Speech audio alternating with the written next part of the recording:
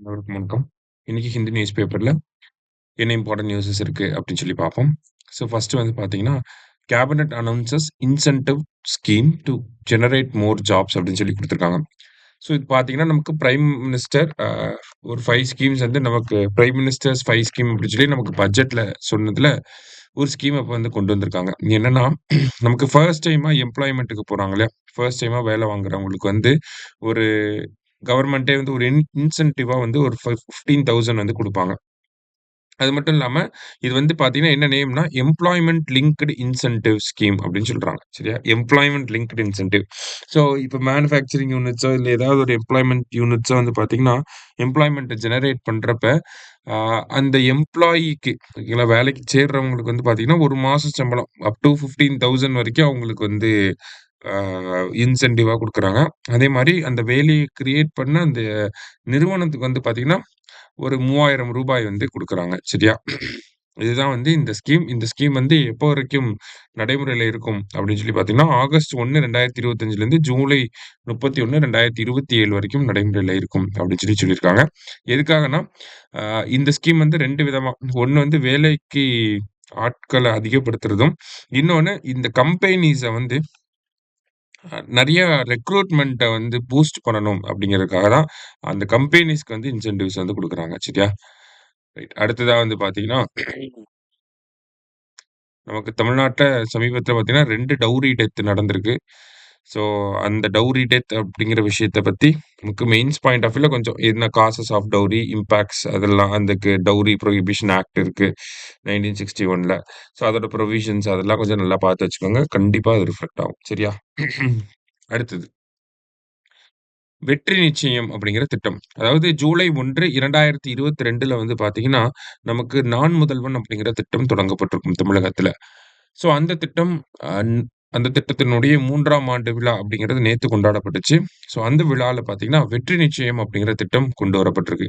இந்த வெற்றி நிச்சயம் அப்படிங்கிற திட்டம் யாருக்கானது அப்படின்னு சொல்லி பார்த்தீங்கன்னா, 18 முதல் 35 வயது இருக்கக்கூடிய வேலைக்கு செல்லாத படித்த இளைஞர்களுக்கு. சரிங்களா? ஸோ ஏதாவது ஒரு காரணத்தின் பேர்ல அவங்க எஜுகேஷன்ல இருந்து பாதியிலேயே வெளிய வந்திருப்பாங்க. அப்படிங்கிறப்ப அவங்களுக்கு ஒரு சில தொழிற்பயிற்சிகள வழங்குறதன் மூலியமா, அவங்களுக்கு வந்து மீண்டும் ஒரு நல்ல வேலை வாய்ப்பு, ஒரு ரெஸ்பெக்டடான ஒரு ஜாப் குடுக்கணும் அப்படின்னு நெனைக்கிறாங்க அரசாங்கம்.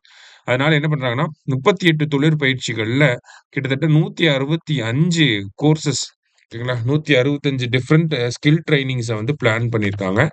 அது வந்து 18 வயது முதல் 35 வயது இருக்கக்கூடிய ஆட்களுக்கு வந்து தரப்போறோம் அப்படிங்கிறது சொல்லியிருக்காங்க. இது மட்டும் இல்லாம, இந்த திட்டத்துக்கு கீழ வெற்றி நிச்சயம் திட்டத்துக்கு கீழ திறன் பயிற்சிகள மேற்கொள்ளக்கூடிய இளைஞர்களுக்கு வந்து பார்த்தீங்கன்னா, மாதம் ரூ. 12,000 வரைக்கும் ஊக்கத்தொகை அப்படிங்கிறது அவங்களுக்கு வழங்கப்படும். மாதம் அல்ல, ஒரு ஒரு முறை பேமெண்ட்டா தான் இருக்கும் மோஸ்ட்லி. அவங்களுக்கு ரூ. 12,000 வரைக்கும் ஊக்கத்தொகை அப்படிங்கிறது வழங்கப்படும். இது ஒரே பேமெண்ட்டாவும் குடுக்கலாம். இல்ல மாசம் மாசம் ரூ. 1000 இல்ல 6 மாசம் கோர்ஸ்னா ரூ. 2,000, ரூ. 2,000 கூட குடுக்கறதுக்கான வாய்ப்புகள் இருக்கு. சரிங்களா? ஸோ வெற்றி நிச்சயம் அப்படிங்கிறது மறுபடியும் இதுவுமே ஒரு திறன் பயிற்சிகள மேம்படுத்தக்கூடிய ஒரு திட்டமாக தான் இருக்கு. சரியா? திறன் வளர்ச்சிக்கான ஒரு திட்டமாக தான் இருக்கு. ரைட். அடுத்ததா என்ன குடுத்துருக்காங்க அப்படின்னு சொல்லி பார்ப்போம். அப்படியே வந்தோம்னா நமக்கு ஒரு 2, 3 ஆர்மி ரிலேட்டடான இருக்கக்கூடிய விஷயங்கள் ஜஸ்ட் என்னன்னு மட்டும் தெரிஞ்சுக்கோங்க. இந்தியாவுக்கும் பிரெஞ்சுக்கும் நடந்த ஆர்மி எக்ஸர்சைஸ்க்கு சக்தி 2025ன்னு பேர் வச்சிருக்காங்க. ப்ராஜெக்ட் 17ஏக்கு கீழ வந்து பார்த்தீங்கன்னா, ஐஎன்எஸ் உதயகிரி அப்படிங்கிற கப்பல வந்து என்ன பண்ணியிருக்காங்கன்னா, கொண்டு வந்திருக்காங்க சரிங்களா? ஐஎன்எஸ் உதயகிரி. அடுத்ததா வந்து பார்த்தீங்கன்னா,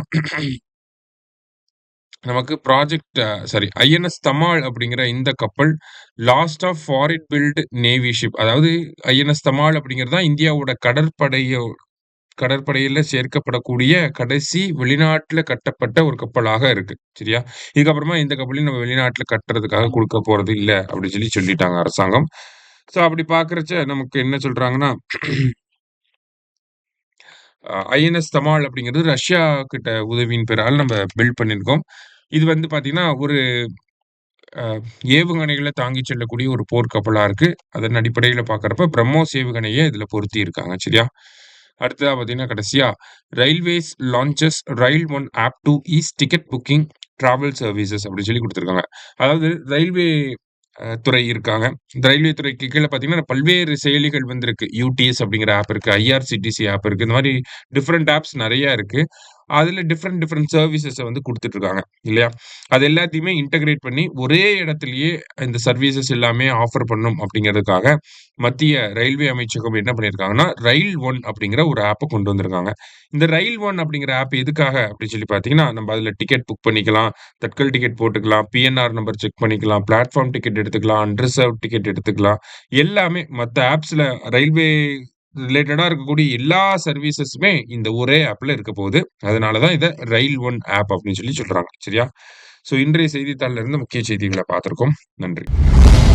சுரேஷ் ஐஏஎஸ் அகாடமி வெற்றியின் முகவரி.